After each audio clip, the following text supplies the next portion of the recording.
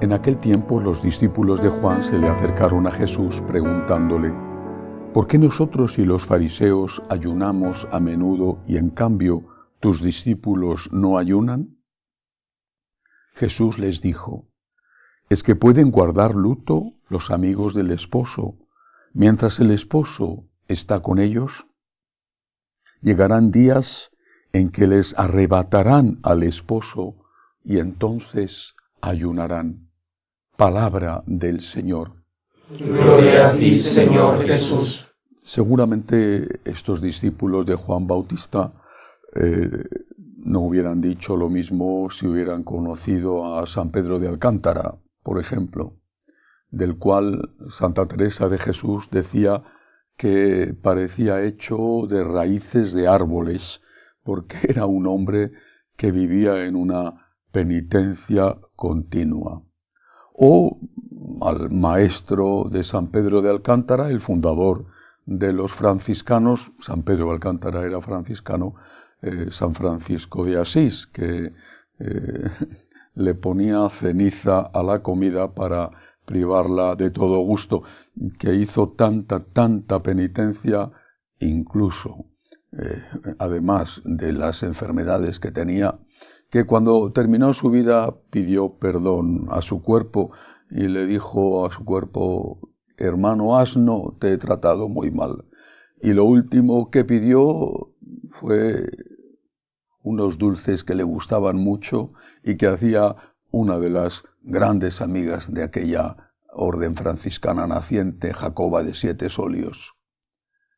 Hay muchos santos en la historia de la Iglesia que han practicado intensamente la penitencia, y la Iglesia nos llama a practicarla no solo con estos ligeros ayunos que son los del miércoles de ceniza y el Viernes Santo, o con la abstinencia todos los viernes del año, que puede ser sustituida por una obra de caridad o por otra penitencia, excepto los viernes de Cuaresma, que no puede ser sustituida. Pero esto es realmente muy poca cosa. Y tiene que ser simplemente la expresión externa de algo más íntimo, más profundo. Porque tú puedes hacer una dura penitencia. Estamos en el primer viernes de Cuaresma, es tradicional en este día empezar esas penitencias. Puedes hacer una dura penitencia y puedes estar en cambio lleno de soberbia. Incluso esa penitencia pudiera ser que aumentara tu soberbia porque te hiciera sentir mejor que otros.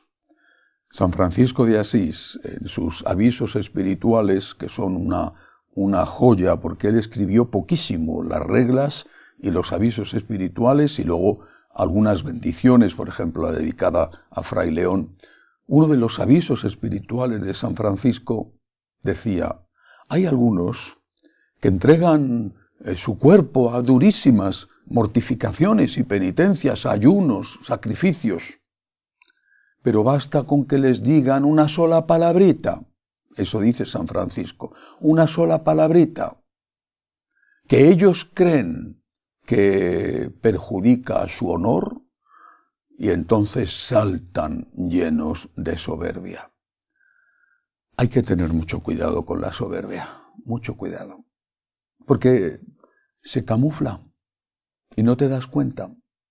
Hay un pájaro en la naturaleza muy curioso, es el pájaro cuco, ese es su nombre, ¿no? También es un símbolo de una persona astuta y es un muy cuco. Bueno, el pájaro cuco es un pájaro que no hace nidos, es un pájaro que no cuida de sus hijos, pero que ha evolucionado de tal manera que cuando es un pájaro medianamente grande, no es un gran pájaro, obviamente, pero es un pájaro medianamente grande.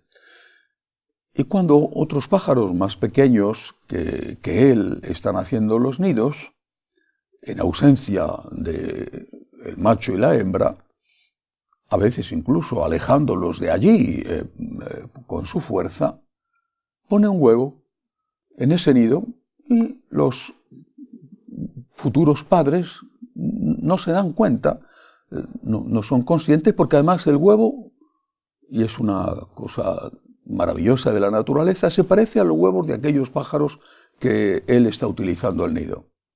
Un huevo del mismo tamaño, a veces incluso con las mismas pintitas, del mismo color. Así que aquellos dos pájaros, macho y hembra, incuban, alimentan. Cuando nacen todos los pollitos, algunos son hijos del macho y de la hembra, y el otro es el hijo del cuco. Pero el hijo del cuco es mucho más fuerte y empieza a echar del nido a los hermanitos, no lo son, a los hijos de los verdaderos padres. Los echa del nido. Esto está filmado, recuerdo un reportaje maravilloso donde se ve todo el desarrollo. Los echa del nido, se queda solo, crece muchísimo, y los padres, claro, son animales, no son animales racionales que dicen, ¿cómo puede ser que mi niño sea tan hermoso, que mi pajarito sea tan grande? No, los pájaros macho y hembra se multiplican para dar de comer a ese único hijo suyo que ha quedado, que es gigantesco. Ese es el pájaro cuco, esa es la soberbia. La soberbia muchas veces se alimenta de las buenas obras. El demonio ha puesto como el pájaro cuco su huevo en el nido. Y tú estás haciendo cosas buenas. Y en realidad estás alimentando la soberbia. Hay que tener mucho cuidado. Porque la soberbia se alimenta de las buenas obras en la medida en que te hace creer que eres mejor. Te hace creer que eres superior que los demás. Te hace creer que los otros, por lo que sea, no tienen la medida de tu conocimiento del bien y del mal, o de tu práctica del bien y del mal. No son tan generosos como tú, no son tan fieles en su matrimonio, no son tan buenos profesionales, no son... Y tú no te das cuenta. Pero la soberbia sigue creciendo y creciendo, alimentándose de tus buenas obras, y se nota en que te sientes superior a los demás.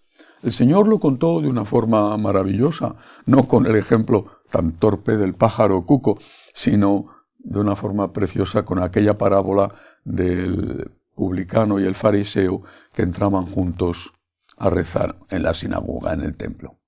Y mientras que el publicano se ponía humildemente de rodillas y pedía perdón, el fariseo estaba de pie y curiosamente daba gracias. Empezaba su oración diciendo, te doy gracias. Está muy bien, pero añadía, porque no soy como los demás hombres, no soy como este miserable publicano lleno de pecados. Cuidado con la soberbia. En este primer viernes de Cuaresma invito a meditar sobre esto. El ayuno, la abstinencia, el sacrificio, la penitencia, son también para nosotros los cristianos, los católicos, también. Por eso he citado tantos maravillosos santos que han hecho grandes penitencias. Pero cuidado, porque la penitencia más importante que debemos hacer es la del corazón, es decir, no creernos más que nadie. Y si algo hacemos bien, incluso hacemos mejor que otro, porque claro, hay cosas que no hacemos, por lo menos la inmensa mayoría. Bueno, pero si algo hacemos bien o hacemos mejor que otros, es pura gracia de Dios. Todo es gracia. Sin la gracia de Dios, no podríamos no solo hacer el bien y evitar el mal, sino incluso no podríamos desear hacer el bien y desear evitar el mal. Que así sea.